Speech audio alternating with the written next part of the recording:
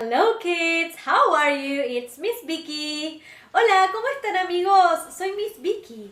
And look, today I'm in the farm. Hoy estoy en la granja y se me ocurrió que podemos conocer algunos animales de la granja. Farm animals, what do you think?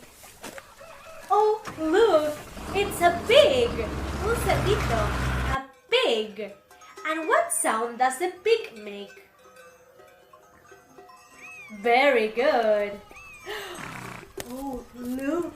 It's a cow. Una vaca. A cow.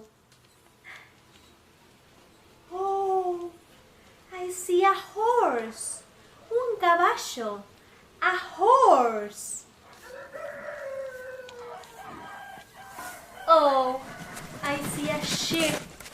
Una oveja. A sheep. What sound does the sheep make? ¿Qué sonido hace la oveja? Very good. Oh, kids, I see a duck. Veo un pato. A duck. Oh, I see a chicken.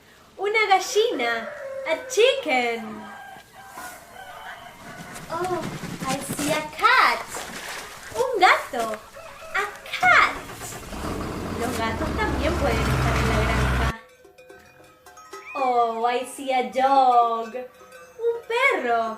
A dog. Oh, I see a rooster. Un gallo. A rooster. Excellent. Did you like the animals? ¿Les gustó los animales de la granja? A mí me encanta estar en la granja. I love the farm. See you. Bye bye.